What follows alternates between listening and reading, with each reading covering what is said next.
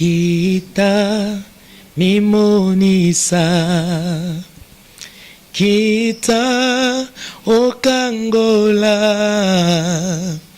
kita obikisa, molimo santu yondenguya, molimo santu yondenzambe, molimo santu yondenguya, molimo santu yondenzambe. Mosela Nzambe ndeni yako tricher na examen, bien aimé dans le Seigneur. Comme nous sommes journalistes, il y a investigation. Toyeti awa na université eskani papa tangaka to merempe ko vérifier information ezali ndenge nini, bien aimé dans le Seigneur. Nazanga imorote tozana équipe. De l'autre côté, chef CP Nabiso, chef de promotion, il y a auditoire Nabiso. Vérifier. CP bando bazo landa biso. Na mingi ba examen comme ke na moment ba examen na université. Ne papa votre ba cha DD na ban. Au moment ba commune sur cette professeur abimi à lobby que non l'examen en note ouverte, voisin fermé. Parce que l'examen est en note fermée ou ouverte. Oui, examen à lobby est en note fermée et aussi à voisin fermé. Bandeko bazolanda biso ndenge za na université ezala netke examen professeur APC examen en note ouverte voisin fermé. Bako permettre bino botala na bino ba note na bino mais voisin fermé kosolo na voisin na ote collaborer te. Parce que courage ni ozwaki ke osolo na voisin so ke professeur to surveillant moi ko tawana abule ke bozo sala bozo tricher. Non. Tricherie de l'homme. Non. L'homme de débat ne pas na biso ozali mosana nzamo tozana ba respect mingi nzama utilisaro makasi mais na vidéo to moni ezo bazo partageango ebele papa premier mutuna na ngana na yeba ko tricher za disum. Oui, au tricher za malamuté. Les malamuté et puis je vais directement enchaîner. Bandeko bazolo na ngai fuba yeba que ce n'est pas la première fois.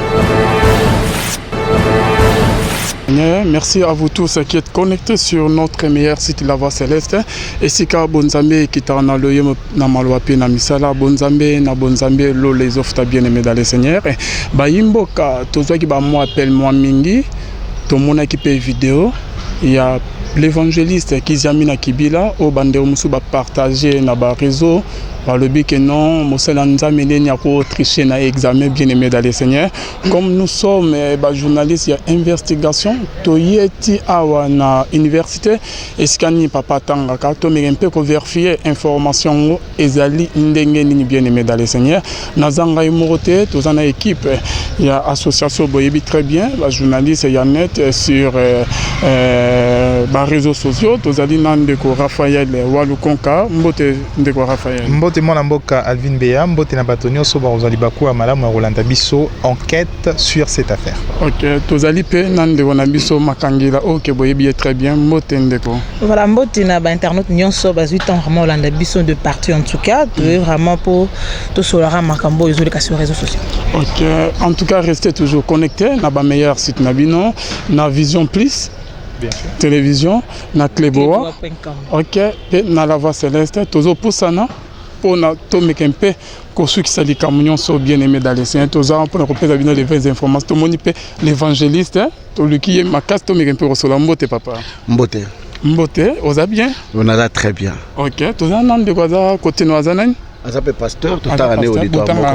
Oui. Tovana il peut place nganaï. En tout cas, tozape de l'autre côté chef CP Nabiso, chef de promotion, il y a auditoire Nabiso. Vérifier. Papa ngana bana mutuna nanga ba Raphaël ba posana précise. L'homme de débat ne pas na biso ozali mosana nzamo tozana ba respect mingi nzama utilisaro makasi mais na vidéo to moni ezo bazo partageango ebele papa. Premier mutuna na ngana na yeba ko tricher za disum. Oui, retricher ça malamu te. Et ça malamu te, et puis je vais directement enchaîner. Bandeko bazolo nanga il faut pas que ce n'est pas la première fois qu'il y a une université. J'ai au moins 2 diplômes de licence. Naza licencié en sciences politiques administratives, il y a l'université Oyo. Et il y a le cas depuis 1997. Na Silissa, naza na diplôme, il y a licence, il y a théologie, on a Silissi et j'ai bien voulu que parfaire ou ya ça le sous droit à l'université. Et directement il la deuxième gradée avec les cours complémentaires où nous allons à la université. Mais papa, tout le monde vidéo et panzana partout l'homme de Dieu, yo motozali versé dans les écritures, oyebi loba très bien, bande omso balobi mais papa a comme scribe plutôt pharisien, ba o ba yebi loba yanza mais très bien mais bazo pratiquant au tonné ni pas poser tricher. Non, la première des choses c'est mon thème mabé. C'est mon thème mabé parce que on ne triche pas la première page. Moutazo tricher ou tricher la première page té, moutazo tricher ou tricher pendant 5-6 secondes té à Kotala. Donc moninga nanga wazali awa, toza na ba livre ba professeur ba pesa, ba étudiant nyonso ba tia code na ba étudiant wana. Tant on ça l'examen faut tia code wana.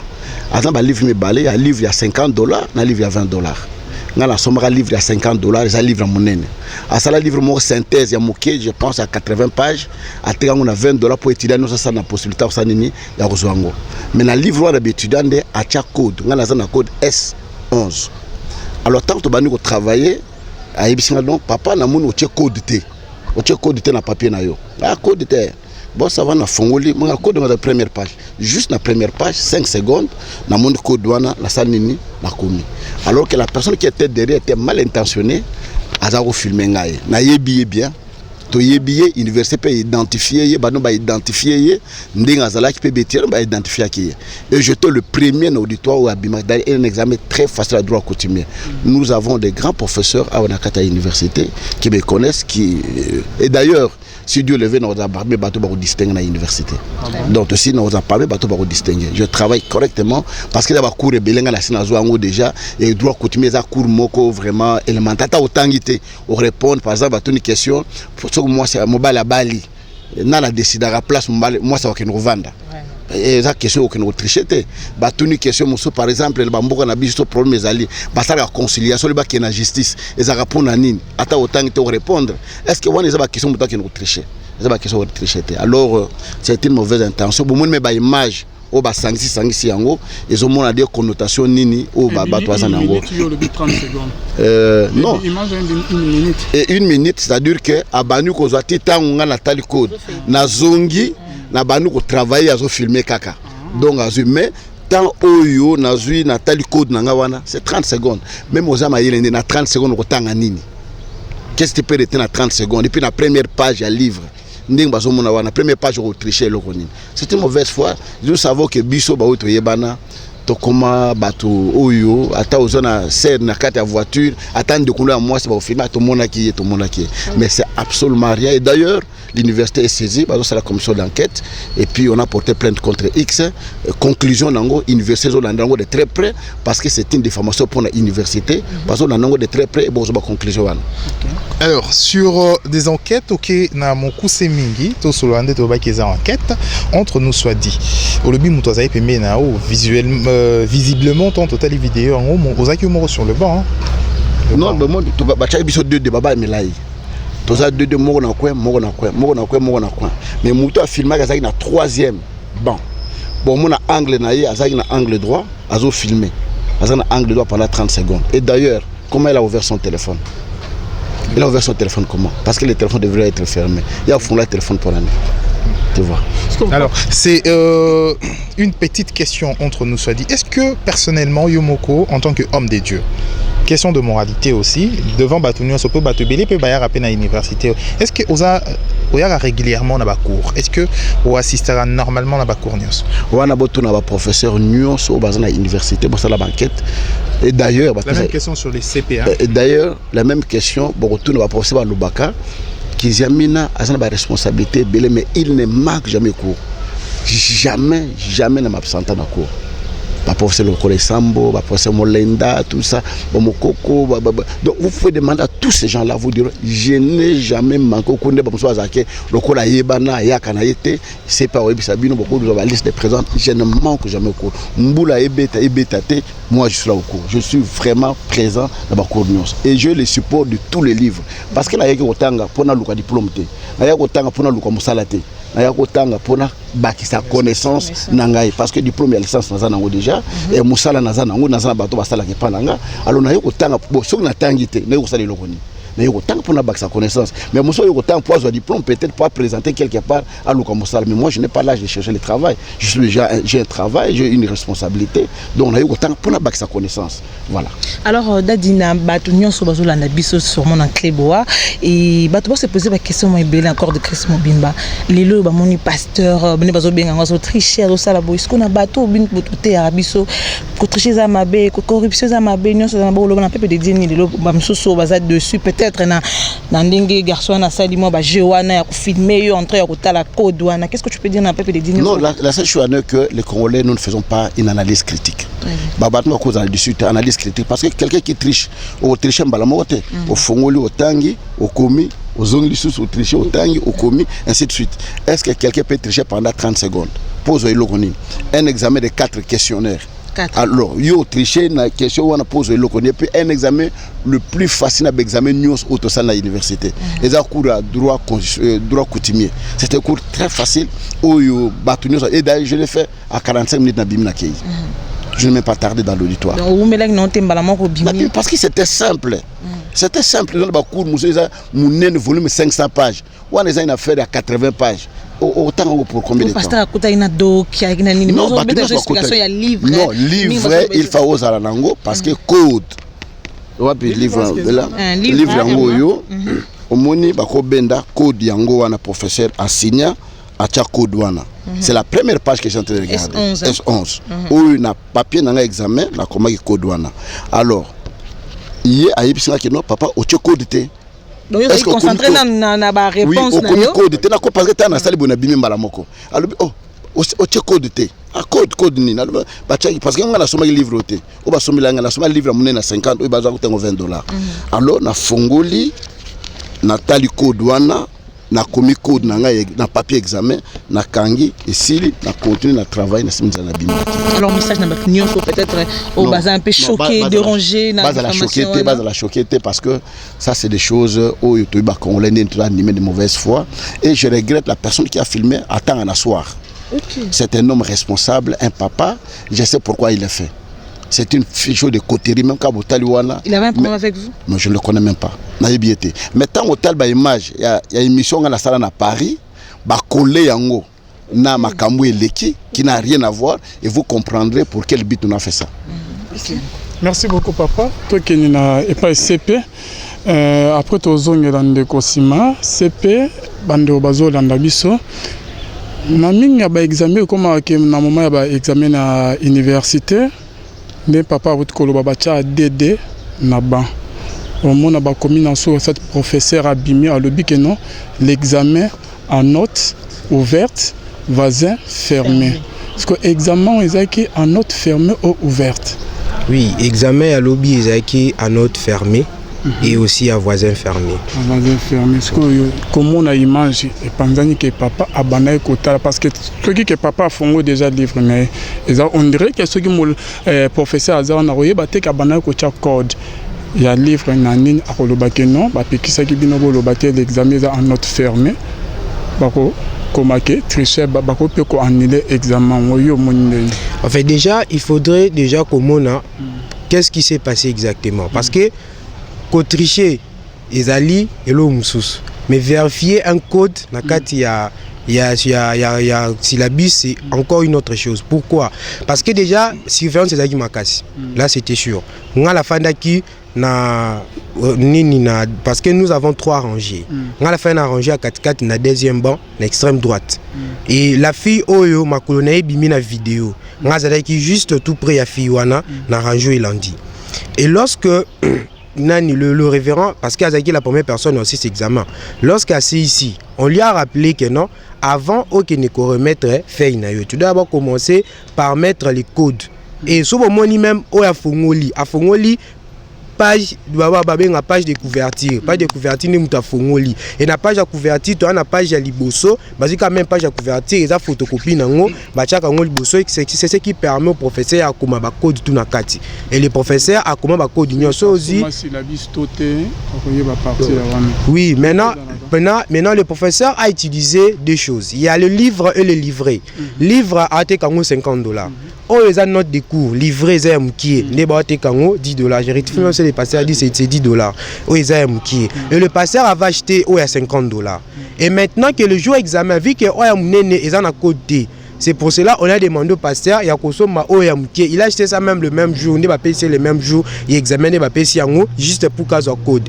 Et c'est comme ça qu'on lui a même donné la permission, il a fait pour qu'il ait code, il a fait pour qu'il ait remettre le papier. Mais ce n'était pas une tricherie parce que quelqu'un qui triche, un tricheur, un bon tricheur, la classe ne se met jamais sur le premier banc. Et celui qui se met sur le premier banc, il est détectable facilement. Alors, vu maintenant qu'Afani Liboso, il avait même déjà fini. Et puis, tricherie et ça la page à liboso page à liboso même si vous prenez les images nani note de cours on verrait que non il y a rien de bon il va comme il y a syllabus que non note de cours de droit coutumier na signature ya professeur na code et puis code ezawana et tout ba prévenir sur ça et puis mutakoki ko tricher pe bongoté c'est tout terminé tricherie ça les mutako tricher bongoté puis l'examen était très facile. Moi, je l'ai fait aussi, Nassisa qui même avant. Mais Moutassi Liboso, c'était les pasteurs. Merci beaucoup. C'est peine après, ça peut être un micro pour Mbaloba. Ndenge Zala n'a pas examen à l'université. Ce que le professeur a été Liboso, étudiant sur la bis, ils ont un code mot, ils ont Liboso en ce qui balingi ba corriger examen il faut tcha code pour le professeur aye ba que non osoma ki syllabus na ye to qu'est-ce que papa pour ko su ki ça nazo nso micro Raphaël pour na papa OK ya ye pesani OK na moni code mais papa non pas filmer en code na pour ça non il y a ça na L52 OK papa ozali moko ya bandeko botanga na évangéliste qui amini ozape pasteur bandeko bazola na biso ndenge eza na université ezalaka neti ke examen professeur apesi examen en note ouverte vasin fermé bako permettre bino botala na bino banote na bino mais vasin fermé kosolola na vasin na ote collaborer te parce que courage ni ozwaki ke osolola na vasin soki ke professeur to surveillant mo akota wana abule ke bozosala bozotricher non tricherie zelo mususu normalement basenga permission par surveillant na boité surveillance aki pembeni na sala kisine na ebisi papa asa silisaki papa sa silisaki déjà examen na tant na monika comme telema na monika opesi eloko ezangi code na sali esine na bitala bien code ezana comme abi code ngoni na fitana na support amuke wana atali na support amuke azu code akomi na quelques secondes là makambo esili mais ça m'étonne na tongo na monaka na ba réseaux sociaux ba image bazo ba kino papa triché et elle a laissé bien alors on n'a pas compris raison pour laquelle Toya a pour te défendre. Il faut que le beloko est licite et le est illicite mettre de côté. Et cause à la jalousie mal placée, bazako ciblé bandakala. Parce qu'on ne peut pas mettre des choses pareilles si vite qu'on nuire la personnalité à l'autre. Alors, le journalisme d'enquête est sans état d'âme et impartial également. Tu peux me donner les livres, s'il vous plaît? Ok, na 7e seconde, il y a vidéo. Tout à l'heure. Alors, place Ninezali. C'est où? C'est ici. Le code est ici. Mais sur la 7e minute, il y a vidéo. Et 7e seconde, en fait, il y a vidéo. On voit sur le... En fait, je sais pas, en fait, sur la 7e seconde, il y a vidéo. Il y a quelques écrits ici à côté. N'importe si c'est le même code ou le même livre que vous utilisez. Non. Quand vous ouvrez les livres. Quand vous ouvrez... Mais quand vous ouvrez, parce qu'on a l'année en haut, quand vous ouvrez les livres, tu peux ouvrir n'importe quelle page. Après, ou l'ouki, page meta totangaka. J'ai ouvert, na moun ki wana te, na zongi, na code wana S. Et puis la 5 secondes, je ne sais pas, même Yosa, même savant, 5 secondes, autant de phrases nous retenir le roni. Et il y avait 4 questionnaires. On répond à 5 questions. Et puis Nasuka. Donc c'est une mauvaise foi. Je sais que cet homme-là était animé d'une très très mauvaise foi, avec l'idée de nuire ma personnalité. Et à telle récupération politique? Bon, je ne sais pas, parce que l'image va récupérer une récupération politique. Non, l'obaki boïka tangaka salabo et tout ça. Oui, moi je te dis, parce que je suis prêt à défendre ce que je peux défendre. Nazana mutunangai, nastanga déjà na silisa, natanga sur na silisa, au troisième fois nous avons sa licence dans l'université. Nous avons ça pour un plaisir. Je ne manque pas à faire, mais sur nous avons temps pour accumuler connaissances dans la vie nangai. Mais lui, bon, je ne sais pas ce qu'il fait dans la vie. Peut-être c'est un commerçant qui vient peut-être pour chercher telle ou telle autre chose. Mais moi, je suis venu pour étudier et tous les jours, je suis régulièrement en cours. Et d'ailleurs, comme vous avez une commission enquête déjà à l'université, Boroya, Sabino, Borotuna Bango, ceux qui passent l'examen, tout ça, parce que tous les là, doyen, la commission, cet étudiant, il a beaucoup de chances que peut-être à exclure l'université pour une grande diffamation ou à autre chose. En tant que au-delà aux la politicien, mais également pour ça la science politique, aux leader d'opinion également, parce que cette affaire aujourd'hui est à mon réseaux sociaux, est à mon partout. Alors, qu'est-ce que tu peux dire na population Mubima, ensemble la population Euroleka, Eurolanda, ou parfois certains aussi se livrent dans un sale jet, il y a aussi la paix, récupération politique à travers le fait où ils ont peut-être lié à ma vie normale. Maintenant, je sais que j'ai étudié la politique. En politique, tout quoi est permis. Bakuba ezali, ça s'est fait. Naza déjà aguerri na bakomba wana na makamwana. Naza tous les bateaux mususu baza boye akotambola te. Mais nous sommes déjà aguerris na baku, toyebi na bakomplot na makamwana ndenge ezali parce que nazo temps ya kotanga ngo 5 ans na université. Et puis sur le ça sous droit. Donc je regrette comportement bandekwana basali pour nuire à mon image et pour nuire à l'image de l'université. Croyant que l'université oyo ba permettre ba tricher ou ba sala non. Donc moi je pense que l'université s'est saisie de l'affaire pour une enquête et puis l'université porte plainte contre X pour nous Rolanda Likamoti na Souka et vous avez des conclusions. Moi je n'ai pas de conclusions à vous donner, vous avez des conclusions. Vous pouvez passer à l'université, le code comme na Souka, Botuna Batonio Swana, Sabino qui est vraiment je suis parmi les étudiants aguerris dans la université où il y a Yelka.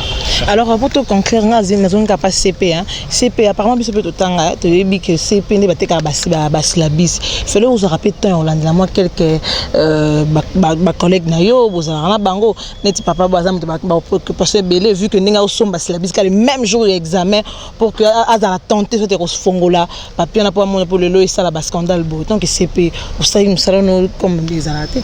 Non, je n'ai expliqué que le professeur a utilisé 2 notes. Il y a le livre que l'on vend à $50 que le professeur a publié. Mais par rapport aux exigences académiques, le professeur a disponibilisé des notes de cours que nous appelons communément le syllabus. Mais que des fois aussi qu'on peut appeler les livrets. Un petit livre comme ça qu'ils vendent en $10 pour permettre à tous les étudiants d'acheter. Le pasteur avait acheté le livre de $50. Et dans le livre de $50, il n'y a pas de code parce que ça ne concerne pas les étudiants. Mais dans le livret ou le syllabus, il y a des codes à l'intérieur. Et les pasteurs, on lui a demandé d'acheter le syllabus de $10 pour pouvoir avoir les codes comme ça voilà, à $10. Maintenant, quand les pasteurs ont acheté, c'est comme ça, ils n'étaient pas au courant que dans le livre, il y a les codes. C'est comme ça, il y a les codes. Comme ça, on lui a rappelé que non, les professeurs ont exigé que ceux qui ont acheté le livre, qu'ils puissent inscrire leur code sur leur papier d'examen. Comme ça, lorsqu'il va commencer à corriger, il sait qu'un tel a acheté les livres et l'autre n'a pas acheté parce qu'il y a certains que nous appelons la présomption des connaissances quand vous achetez un syllabus. Même si vous ne lisez pas aujourd'hui, vous allez lire ça un autre jour. C'est comme ça. Même si vous voyez, vous allez voir que moi j'étais à côté de la fille, le pied de la fille qui apparaît sur la vidéo. Moi j'étais à côté. Et dans la vidéo, il y a 3 bancs qui apparaissent.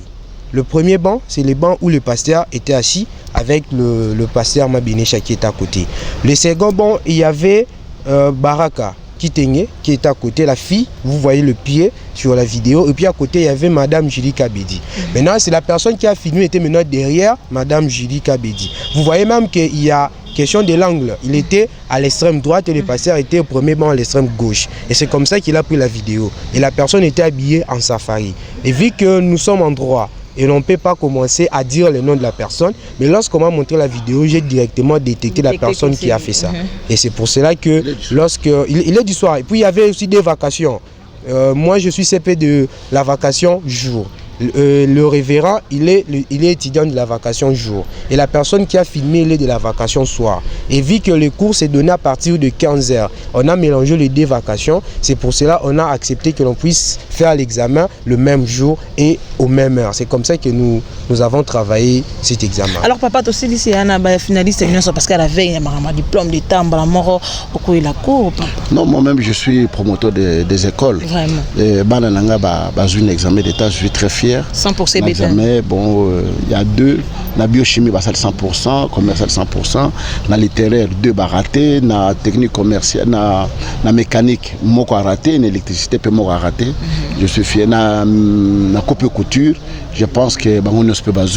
Donc voilà. Dans l'école, donc tous les enfants ont réussi dans la section. Merci beaucoup. Merci beaucoup, papa.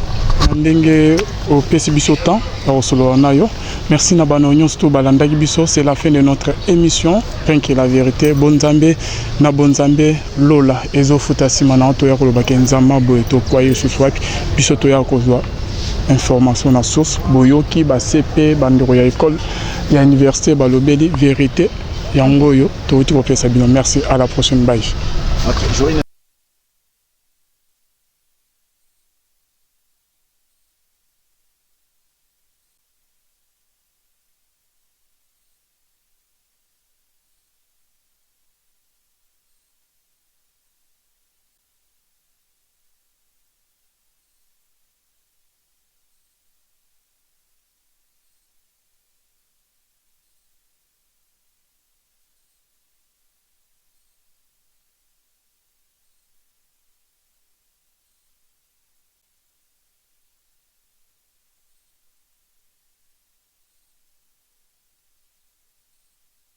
Jamais.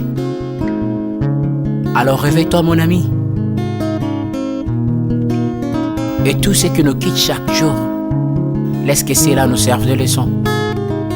Car à chacun son jour, à chacun son tour. Peut-être demain sera ton tour. Alors réveille-toi et prépare ton âme. Car un jour. Oh, oh, oh, hey. Oh, oh, oh, oh. Hey. Le temps passe, le jour s'envole, s'en va si vite sans laisser de traces. Hey. Comment faire pour l'arrêter, car il nous amène vers le jour de départ. Yeah. Tout s'effort avant nous, n'ont pu l'arrêter. Il s'en va sans arrêt, sans pitié, ni nous laisse le temps de faire nos bagages, que de tout mener. Le temps passe, le jour s'envole, s'en va si vite sans laisser de traces. Comment faire pour l'arrêter, car il nous amène vers le jour de départ. Tous ces forts avant nous n'ont pu l'arrêter. Il s'en va sans arrêt, sans pitié, ni nous laisse le temps de faire nos bagages et de tout amener. Il s'en va seul sans nous. Faut me perdre tout plutôt que de perdre son âme. À quoi bon tout gagner, mais sera que vanité. À quoi bon tout gagner, perdre son âme si l'on est censé de tout laisser. Moninga, verser le sang de l'autre, demain sera le tour, tu seras seul comme dans un miroir. À quoi bon tout gagner, perdre son âme si l'on est censé de tout laisser. Moninga, verser le sang de l'autre, demain sera le tour, tu seras seul comme dans un miroir. Où tu rendras compte devant le Seigneur toute ta vie sur terre. Après avoir tout gagné, l'on s'en va seul, sans rien amener. Faut me perdre tout plutôt que de perdre son âme. À quoi bon tout gagner, demain sera que vanité. Faut me perdre tout plutôt que de perdre son âme. À quoi bon tout gagner, demain sera que vanité. Moninga,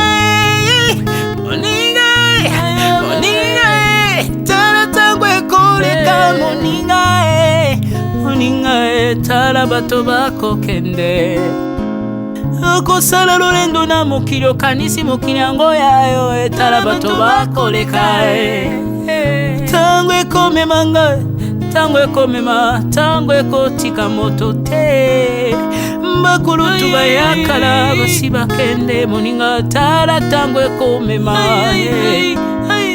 Papi Charles Mombaya si akenda kala otango eza komema ya mari si akenda ye misa mungolo we tala tango ebemi ye papa de baba si akenda kala tango eza koleka ale moloto we si akenda kala potango eza koleka ata mobutu sesese kokukungwendo wazabanga asi akenda kala tango eza koleka Mzee Laurent Désiré Kabila akenda kala tango eza koleka tango ekotika moto te tango ebangaka mokolo te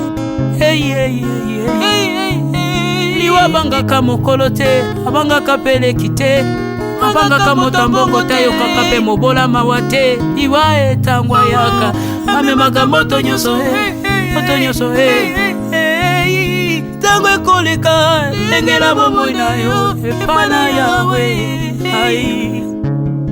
tango ekomema engela bomoi na yo mokolo na yo ekoya okokende ndenge nini le temps passe ne s'arrête jamais le temps passe moninga tala tango ekomema moninga tala tango ekoleka moninga tala tango ekomema moninga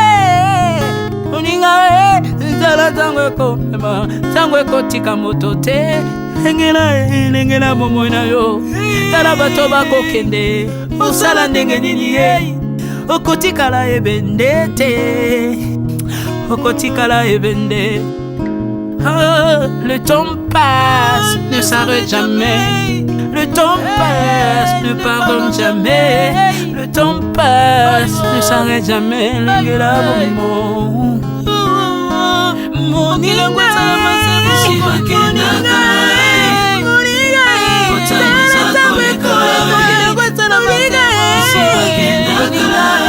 tala tango ekoleka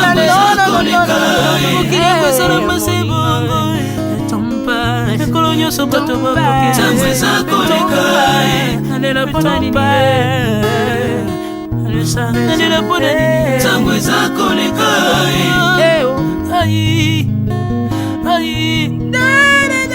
tango eza koleka